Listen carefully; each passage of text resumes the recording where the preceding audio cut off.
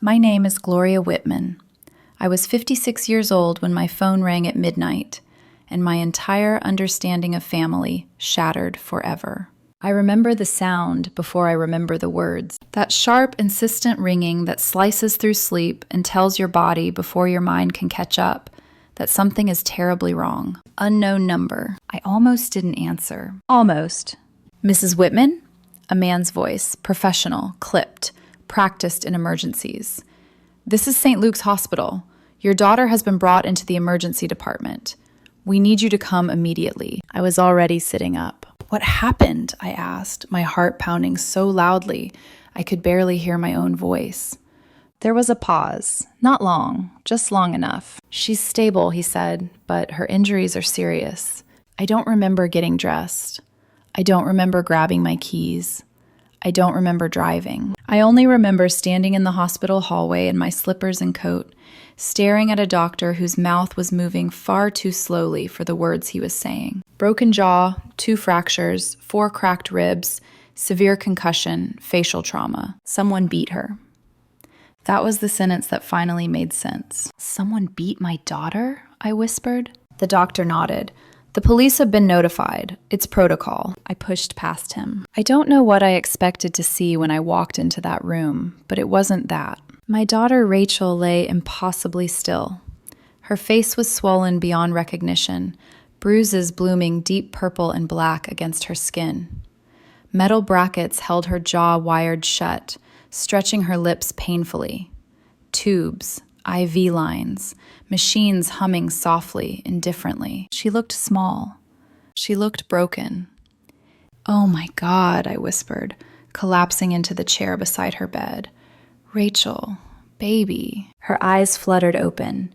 Tears slid silently down her cheeks, carving clean lines through dried blood. She couldn't speak. She didn't have to. The rage came so fast it scared me. Who did this to you? I asked, my voice shaking. Rachel lifted her hand weakly and pointed toward her phone on the bedside table. I picked it up.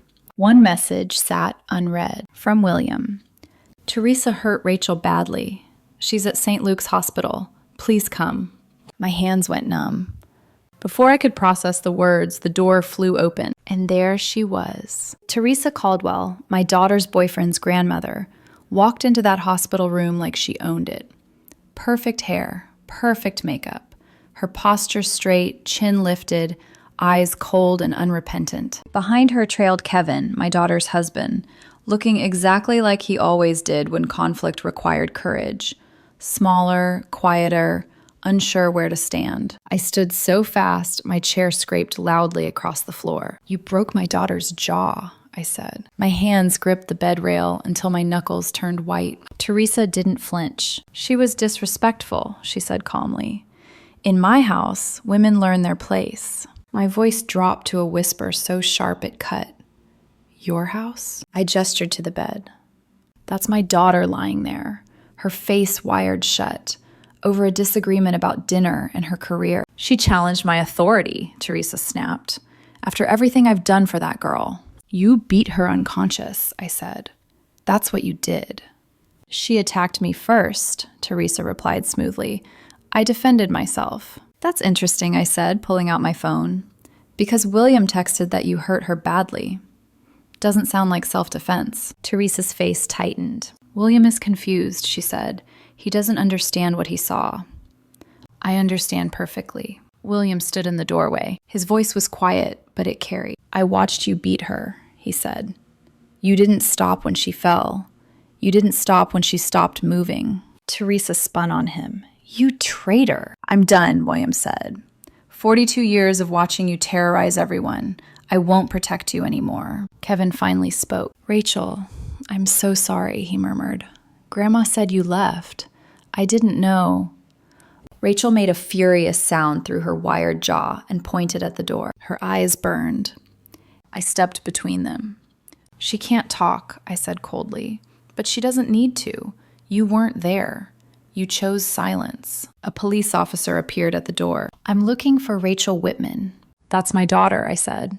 And we're pressing charges. Teresa began shouting. I was attacked. She's lying. The officer looked at Rachel, then at Teresa, unmarked, immaculate. "Ma'am," he said evenly, "I need you to step into the hallway."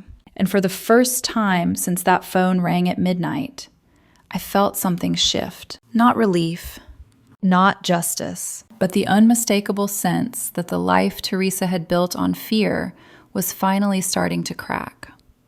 If I had known then what I know now, I would have recognized the warning signs sooner. But control rarely announces itself loudly at first. It whispers, it smiles, it disguises itself as concern. Rachel had married Kevin Caldwell 4 years before that night in the hospital. At the time, I believe she was stepping into a stable, respectable family. Kevin was steady, soft-spoken, worked in construction management. He didn't drink much, didn't shout, didn't cheat. By all visible standards, he seemed safe. What I didn't understand was that safety without protection is just quiet abandonment. They lived in a small apartment inside a duplex owned by Kevin's grandmother, Teresa. At first, it sounded practical. Cheap rent, close to family, temporary until they saved enough for their own place. Temporary stretched into years. Teresa had rules, hundreds of them, some spoken, most not. Rachel noticed them immediately. "You don't rearrange furniture," she told me once, laughing nervously over the phone. "She says the house remembers where things belong." I laughed too, back then, because sometimes laughter feels easier than naming fear. The first real crack came 8 months before the assault. Sunday brunch. Rachel had suggested, gently, that they try a new recipe for biscuits and gravy, something she'd found online. She'd been trying to connect, to contribute, to be seen as more than an accessory in Teresa's kitchen. "We've made biscuits the same way for 45 years, Teresa had said, her voice sharp enough to slice air. "When you've earned experience, then you can make suggestions." Rachel told me Kevin didn't look up from his plate. That moment mattered. Rachel started calling me more after that, always when Kevin was at work. "Mom," she whispered once, like Teresa might hear her through the phone. "Everything I do is wrong. How I fold towels, how I say good morning, even how loud I walk." "Have you talked to Kevin?" I asked. She sighed. "He says I'm being sensitive. That's just how Grandma is." That sentence, "that's just how she is," became the justification for everything. Teresa took Rachel's spare key because family doesn't need privacy from family. She'd let herself in unannounced, inspect the apartment like a military officer, comment on dust, dishes, the angle of throw pillows. "She threw away my herb garden," Rachel told me one afternoon, her voice breaking. "Said basil attracts mosquitoes. It was on the balcony, in pots." Then came the money. Teresa convinced Kevin that Rachel's paycheck should go into a shared household account for family budgeting. Teresa controlled that account. "I had to ask her for money to buy feminine products," Rachel whispered one night. She asked why I needed that brand instead of the generic. That was the moment my stomach dropped. "Rachel," I said carefully, "this isn't normal. This isn't healthy." "I know," she whispered, "but where do I go?" 4 months before the attack, Rachel got promoted. Office manager at the dental practice. Significant raise. Recognition she'd worked toward for years. She called me, glowing. "I did it, Mom," she said. "They trust me." I cried with pride. Teresa did not. "Career women make terrible wives," she told Rachel flatly. "Your priority should be giving Kevin children." When Rachel refused, Teresa retaliated in quieter ways. Mandatory family dinners scheduled during work hours. Sudden emergencies that only Rachel could handle. Doctor appointments Kevin somehow couldn't attend alone. Rachel's boss was patient, until patience ran out. After 6 emergencies in 3 weeks, Rachel received a written warning. "I might lose my job," she sobbed to me. "I can't keep leaving like this." "Come stay with me," I begged. "Just for a while." "I can't abandon Kevin," she said. "I love him." Love, I realized too late, was being used against her. The breaking point began forming when Rachel was selected to present at a major dental conference in Austin. A huge professional opportunity. Teresa scheduled her 75th birthday celebration for the same weekend. "The whole family will attend," she announced, eyes locked on Rachel. Rachel tried to explain. tried to negotiate. "It's not just work," she said quietly. "It's my future." Teresa slammed her mug down. "Disrespectful. Ungrateful." Kevin stared at his plate. Rachel went anyway. She deserved to. She called me from her hotel room, laughing for the first time in months. "They offered me a regional coordinator position," she said. 38% raise. She sounded free. When she came home, Kevin wasn't there. Teresa was. "I told you not to return," Teresa said, blocking the doorway. "Your things are by the dumpster." Rachel tried to pass. Teresa grabbed her hair. The rest I learned later. From William, from the video, from the doctors. By the time I stood in that hospital room, every boundary Teresa had ever erased had led to that bed. A house without doors, a family without protection, and a silence that had nearly killed my daughter. When people talk about abusive families, they often imagine shouting, slammed doors, bruises that appear overnight. What they don't talk about enough is erosion, the slow, methodical wearing down of a person until they no longer trust their own instincts. Rachel didn't wake up one day and decide to be controlled. It happened in increments so small they almost felt reasonable. After the Austin conference, she came back changed. Not broken, clear. She had tasted what life felt like when she wasn't constantly apologizing for existing. Teresa sensed it immediately. Control, once threatened, becomes vicious. Rachel told me later that the air in the duplex felt different the moment she returned. Tighter, colder. Teresa didn't scream. She didn't insult her outright. Instead, she smiled too often and spoke too sweetly, the way people do when they're planning something. Kevin avoided being home. That was new. "He says work is stressful," Rachel told me, "but I think he just doesn't want to choose." I knew she was right. Teresa began narrating Rachel's absence like a public scandal. "Some women forget what matters when they start earning money," she'd say at family gatherings. "Ambition makes people selfish." Rachel stopped responding. Silence felt safer. That silence was interpreted as defiance. Within days of her return, Teresa announced new expectations. Rachel would cook dinner every night. Traditional meals, Teresa-approved recipes only. She would be present for all family events, regardless of work obligations. She would stop acting superior because of her job. "I didn't ask for this promotion," Rachel told Kevin one night. "I earned it." Kevin rubbed his face. "Just try to keep the peace." That phrase again. Keep the peace. Rachel tried. She adjusted her schedule. She skipped lunches. She answered emails at midnight. She bent herself into smaller and smaller versions of who she was. It was never enough. Teresa started rearranging Rachel's belongings while she was at work. Threw out clothes she deemed inappropriate. Commented on Rachel's body.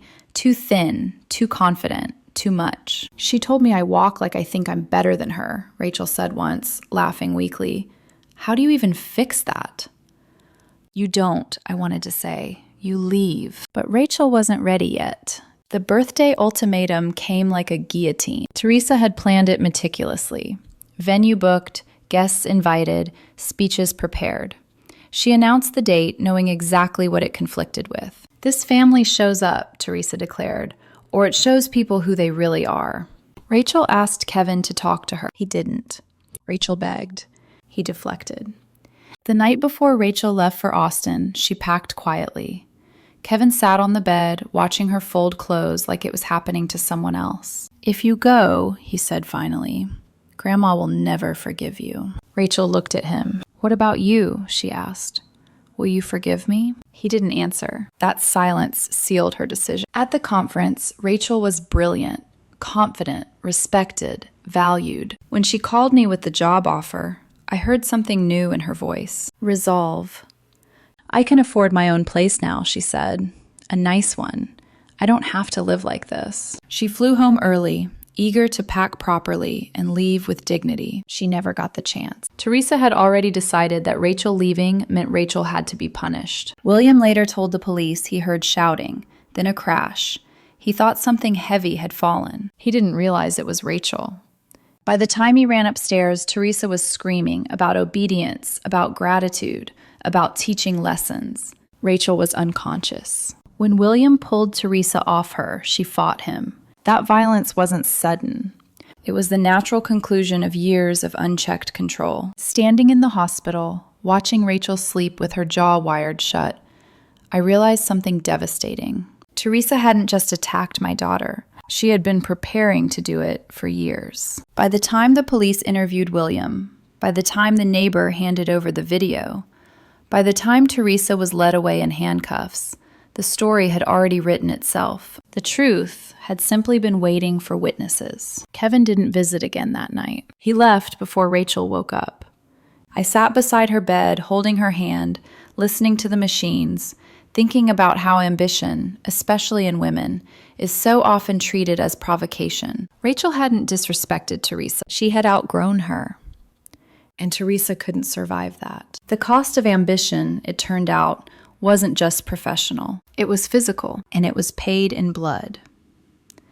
The hours after Teresa was taken away passed in fragments, voices overlapping, paperwork sliding across clipboards, the sterile scent of antiseptic clinging to everything.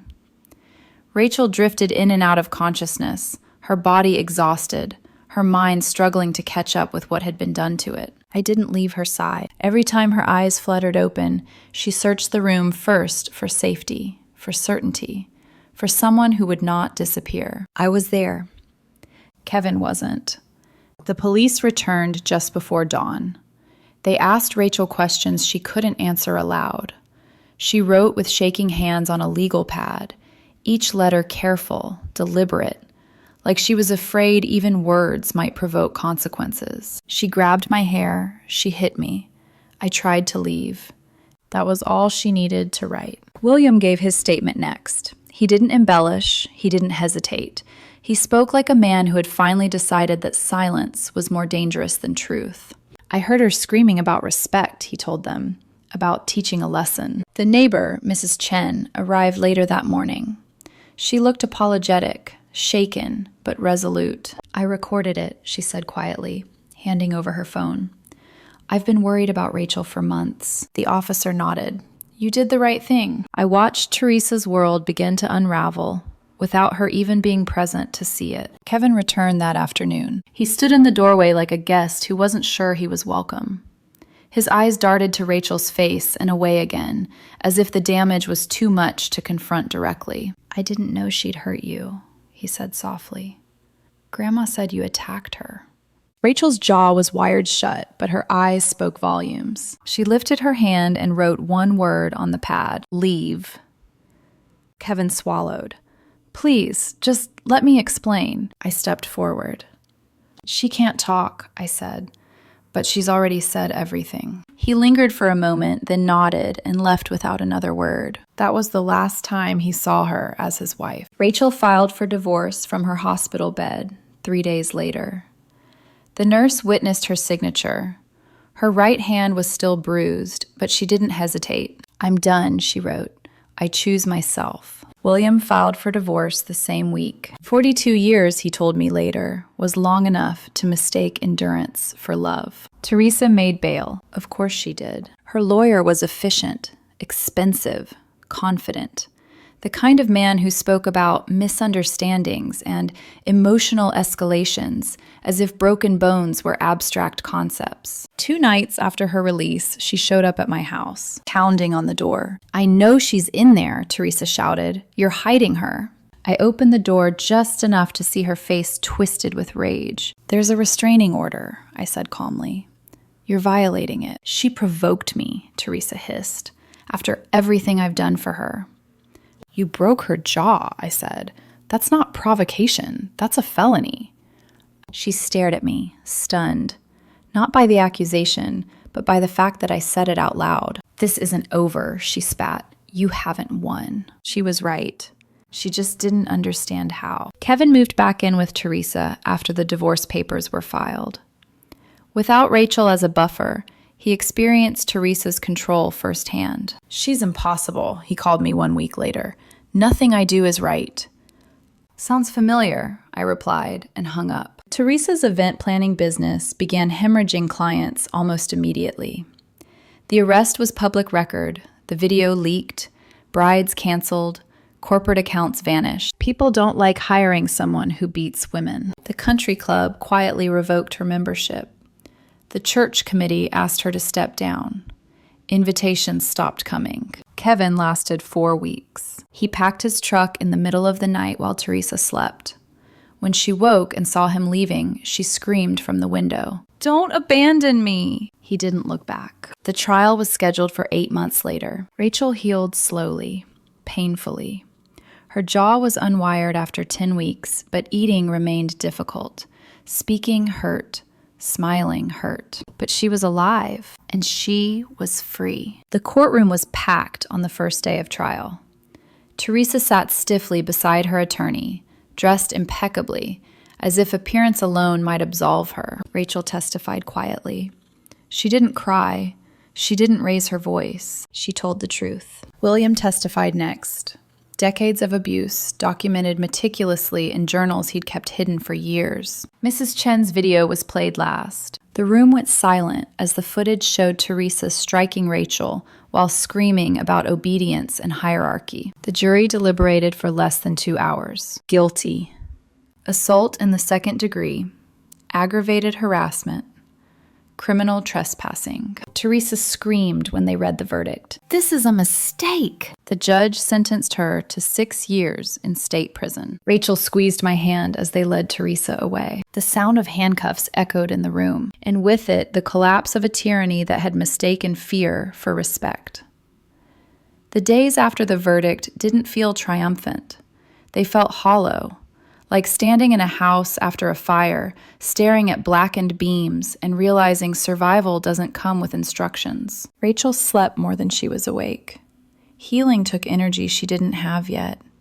Her jaw ached constantly, a deep, pulsing reminder that violence leaves echoes long after the bruises fade. She drank protein shakes through a straw and practiced speaking slowly, carefully, as if her own voice were something fragile she had to relearn. I stayed with her, cooked, cleaned, sat beside her during physical therapy appointments and silent nights when sleep wouldn't come. Trauma doesn't follow a schedule. It ambushes you. In grocery store aisles, in the clink of silverware, in the sudden slam of a door somewhere down the street. Kevin tried again. He showed up one afternoon with grocery store flowers and a face rehearsed into remorse. "I know I failed you," he said when Rachel agreed, reluctantly, to see him in my living room. "I should have protected you." Rachel listened without interrupting. When he finished, she spoke slowly, her voice still slightly distorted. "Yes," she said, "you should have." He nodded eagerly, mistaking honesty for forgiveness. "I've changed. I see it now. I'll do better." "With what?" she asked quietly. "What home? What boundaries? You didn't lose me because you didn't know. You lost me because you chose not to know." He reached for her hand. She pulled back. "Goodbye, Kevin." He left with his flowers still in his hands. Teresa's downfall continued like a series of dominoes. Her divorce finalized quickly. William didn't contest anything. He just wanted out. Half the assets gone overnight, retirement savings drained by legal fees. The duplex, the place she'd ruled like a queen, sold to cover mounting costs. During one of the divorce hearings, Teresa lunged at William across the courtroom, screaming obscenities about betrayal. Security had to restrain her. Another arrest, another headline. Her lawyer stopped making eye contact. Rachel's employer held her position open. When she was strong enough, she returned. Part-time at first, then full-time. The regional coordinator role came with relocation, and when the offer was formally confirmed, she cried in my kitchen. "Portland," she said, "a fresh start." "You earned it," I told her. "Every inch." The sentencing didn't end Teresa's consequences. It only formalized them. 6 years. With good behavior, maybe 4. No home, no business, no family waiting. Kevin disappeared after that. Last I heard, he was living with an aunt in Colorado, working at a hardware store. No management title, no co-signed truck, just the quiet weight of choices finally landing. William wrote us a letter from Arizona a month later. Shaky handwriting, Simple words. I should have protected her sooner. Please tell Rachel I'm sorry. Rachel kept the letter in her nightstand. The ripple effects surprised even me. Teresa's event planning company was purchased by Carmen, a former employee who had endured years of humiliation under Teresa's rule. Carmen renamed it Fresh Start Events. She hired women escaping abusive situations, built something generous where fear had once been policy. The duplex became a nonprofit community center. I drove by one afternoon and saw children playing in the yard where Teresa once enforced obedience. Laughter where silence had lived. Poetry doesn't need to announce itself. Rachel's jaw healed completely, but a faint scar remained on her chin. She could have had it removed. She chose not to. It reminds me, she said one night as we washed dishes together, that I survived. Before she moved to Portland, we had one last dinner together. The house felt calm, honest. Mom, she said, smiling softly, Teresa always told me I'd be nothing without her family. I met her eyes. And? She smiled wider.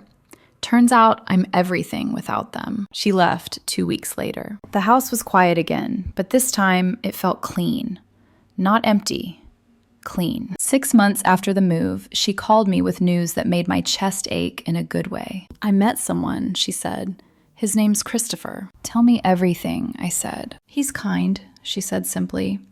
When I told him about Teresa, he didn't promise to protect me. He just thanked me for trusting him. I closed my eyes. That matters, I said. It does, she agreed. And Mom, his mother lives in Seattle. We see her twice a year. She respects boundaries, sends cookies. I laughed, tears spilling over. Teresa wanted fear. She got isolation. She wanted obedience. She got abandonment. She wanted control.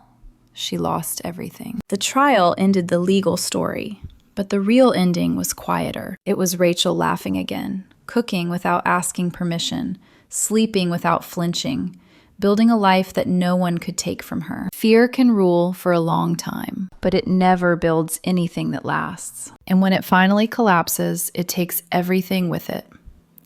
People think the end of a trial is the end of a story. It isn't. It's just the point where the noise stops loud enough for the truth to echo. Teresa was transferred to a state correctional facility 3 counties away. The judge had denied any special accommodations. No sympathy for her age, no leniency for her reputation. Violence, the court ruled, doesn't become acceptable just because it's wrapped in family language. 6 years. 4. If she behaved. I tried to imagine what that meant for a woman who had built her entire identity around command, around being obeyed without question, around walking into rooms and watching people straighten their backs and lower their eyes. Prison doesn't reward that kind of authority. Rachel didn't talk about Teresa much after the sentencing. That silence was different from before. It wasn't fear-based. It wasn't avoidance. It was closure. She focused on her body first. Physical therapy twice a week, jaw exercises that left her exhausted and frustrated. Some days she came home from work and cried in the shower, not from pain, but from how unfair recovery felt. Healing demanded patience she'd already spent surviving. I reminded her gently that strength wasn't loud, it was consistent. The scar on her chin faded, but never disappeared. When people asked about it, she didn't flinch anymore. I was assaulted, she said calmly. No excuses. No softening language. That sentence alone felt like a victory. William remarried the following spring. He invited us to a small ceremony in Arizona. Just a handful of people. No speeches about sacrifice or duty. His new wife, Patricia, was a quiet widow he'd met at a pottery class. She laughed easily, asked questions, listened when he spoke. During the reception, William pulled me aside. 42 years, he said, shaking his head. I forgot what it felt like to be heard. Rachel hugged him tightly before we left. I forgive you, she said, but don't ever be silent again. He nodded, tears in his eyes. Kevin never reached out again. For a while, I wondered if I should feel sad about that. About a marriage ending not with drama, but with disappearance. Then I realized something important. Some people don't leave because they're heartbroken. They leave because they finally have no one left to control. Rachel settled into Portland like she'd always belonged there. New apartment, light-filled, quiet. No one walking in without knocking. No one inspecting her choices. Her career flourished. The regional coordinator role expanded. She supervised 5 clinics within a year. Her confidence returned. Not the brittle kind she'd worn before, but something grounded and unshakable. Christopher came into her life slowly. No grand gestures, no declarations. Consistency. When they disagreed, he didn't punish her with silence. When she needed space, he gave it without resentment. When she woke from nightmares, he listened without trying to fix her. That mattered more than romance ever could. Teresa's world, meanwhile, continued shrinking. Her halfway house assignment came early, thanks to good behavior credits. She was released after 4 years. No one came to pick her up. The state placed her in a shared living facility with rules she couldn't bend. Curfews, random checks, no private phone. No authority over anyone. She tried to contact Kevin. He changed his legal name. She tried to reach William. He'd blocked her. She tried to reestablish her business. No one returned her calls. Fear doesn't translate well when no one is afraid anymore. The last update I heard came from a local paper. Former event planner denied business license renewal due to prior felony assault conviction. Rachel read the article once. Then she closed the browser. That chapter's done, she said simply. A year later, she visited me for the holidays. She cooked dinner in my kitchen, experimented with recipes, laughed when something burned, ordered takeout without apologizing. Normal. Before she left, she touched the scar on her chin absent-mindedly. I almost forgot it was there, she said. I smiled. That's how healing works. On the drive home, I thought about Teresa's obsession with respect. She never understood the difference between respect and fear. Respect is earned quietly. It survives distance. It grows when no one is watching. Fear demands constant maintenance, constant enforcement. And the moment you stop feeding it, it devours itself. Teresa wanted obedience. She got isolation. She wanted loyalty. She got silence. She wanted control. She lost everything. Rachel, on the other hand, learned something Teresa never did. That boundaries aren't walls meant to trap others. They're doors meant to protect yourself. If there's one thing I've learned through all of this, it's this. Sometimes the most devastating consequences aren't the ones you inflict on others.